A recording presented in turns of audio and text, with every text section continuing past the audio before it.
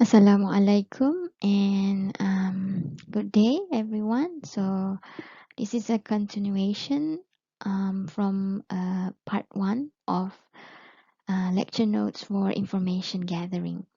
So in the previous lecture I have covered the pyramid types of arrangement for the questions.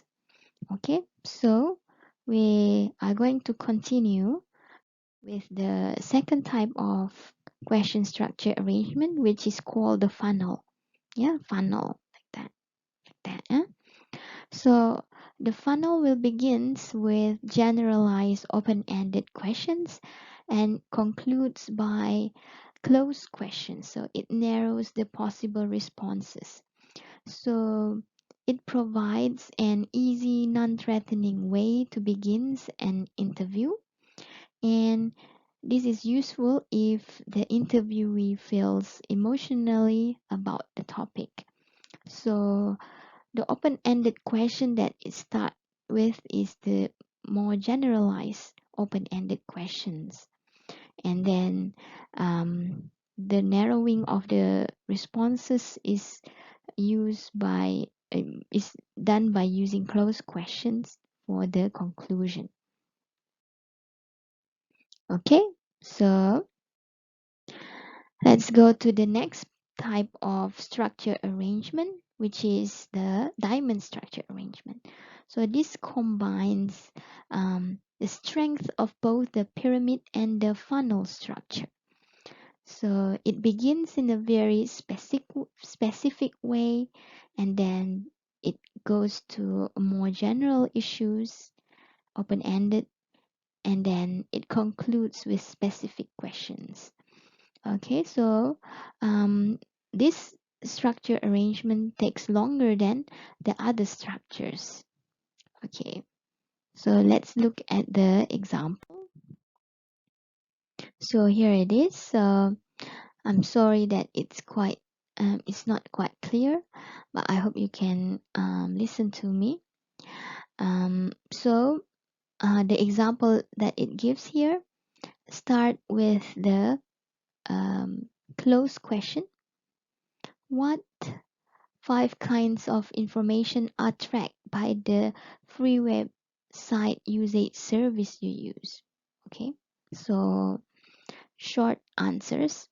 And then, what are the promotional activities you feature on your website in exchange for this service? And then it moves toward general question. What is the value of the usage information to you as a webmaster? Okay, and then it goes back to more specific question. What are 2 surprising items concerning end user behavior on your site that you have discovered by using this service? And then it ends with very specific question, close question. Are cookies a better way to measure end user site usage? So cookies here is apostrophe cookies, not real cookies, yeah? Okay. So there are um, activities and training to conduct this type of interview. I've seen a few examples in the YouTube where students actually train to give interview according to this type of arrangement. But I don't think that at, in this course we need to go in too much detail for this topic only. But for the future, if you are interested in performing surveys or questionnaires or interviews, then you are welcome to go back and see the examples of the interviews so that you can also train yourself, because it requires skills to do this type of interview. Okay, and then how do you close the interview? So this is what is included in one of the video. You can ask the interviewee whether he or she wants to ask the interviewer, which is you, is there anything else that you would like to add? Would you like to to ask me anything? Okay. And then you can summarize the interview and provide feedback on your impression of the interview. And you can ask his or her opinion, whom you should talk with next about the same topic. You can set up any future appointments and thank them for their time. During MCO, you may not want to shake their hands. Just give them a proper send off. Okay. So transcribe the interview as soon as possible. So it can be in terms of interview report where you can write the summary and then in more detail afterwards. And you should be able, or you should review the report with the respondent. Okay, so now we go and look at questionnaires. So questionnaires are useful in gathering information from key organization members. So the terms key organization members are people that are related to the question that you want to ask. Okay, so if you want to know the students' opinion on long distance learning, you will need to ask the students and not other staff in the university, for example. So it should be key organization members. And then um, you will be able to gather information on a lot of things. So their attitudes, their beliefs, behaviors, characteristics, their likes and dislikes. All right. So again, for question, um, it can be open-ended and closed question. So open-ended, um, you can get, you will need to try to anticipate the response that you will get. And open-ended question, of course, is well suited to get opinions. Then closed question is used when you can list all the options, the possible options, and the options are mutually exclusive and unrelated to each other. So in questionnaire, these are the trade-offs between the use of open-ended and closed question. So if you try to get random number of people uh, or random people for your questionnaires or surveys from your set of people related to what you want to question, you have this trade-off.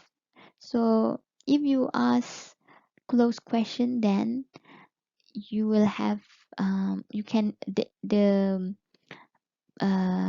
people that were given the questionnaires can complete it fast, as opposed to the open-ended questions in the questionnaires. Then the participant will end up completing it slower than the closed question. In the exploratory nature, the closed question does not allow this, whereas open-ended you have more diverse answers. For breadth and depth, of course, the closed question will have low breadth and depth. Open-ended, you will have high. However, it can be very diverse. So to prepare the questions, open-ended will be easy. However, it will be very difficult to analyze. Vice versa for the closed question. So this is the same for me to prepare your question. So if I want to prepare MCQ, it will be very difficult because I need to think about all the wrong answers that I need to come up with that cannot be a blatant outright lie. However, it will be very easy for me to mark it because the answer is just either of the options. So it will be very difficult to analyze open-ended questions, which for open book tests we are encouraged to do. So it will take more time for me to mark it, but I will have less time to prepare the question. Okay, those are the trade-offs that you need to consider when doing your questionnaires. So the questionnaire language should be simple, specific, and short. It should not be patronizing to them. It should not be biased, and it should be addressed to those who are knowledgeable, technically accurate, and appropriate for the reading level of the respondent. So how many questionnaires have you answered that are too long, too complex, and how many questionnaires that you have answered where you leave all the open-ended question blank? So these are some types of responses that you should expect when you are providing customers or client questionnaires.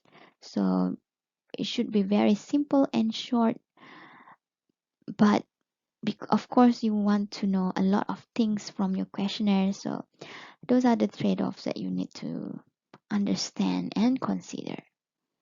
Okay, so we are near the end of the lecture, which is good. So to design the questionnaires, you should allow ample white space. So you need to have ample space to write or type in responses. So this will be easier for the respondents to mark their answers, and you should be consistent in style, not just like my slides, not very consistent.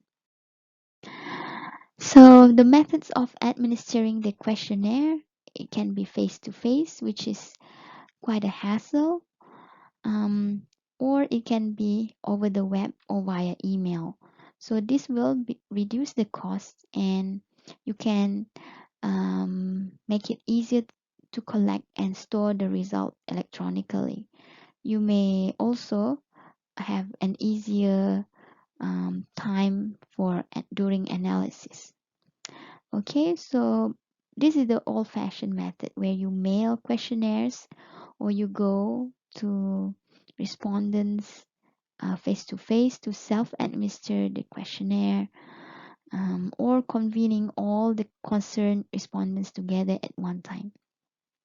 So sometimes people don't want to answer questionnaires and you need to give them some motivation, usually a little bit of um, compensation for their time. So this can be in terms of money or some small gifts. Okay, so this is reference that I use for to uh, this session's lecture. So I won't be giving you any um, quiz or assignment for today because I have a lot of quiz and assignment that I need to mark. Okay, so I wish you happy weekend. Thank you for spending time with me, and assalamualaikum and goodbye.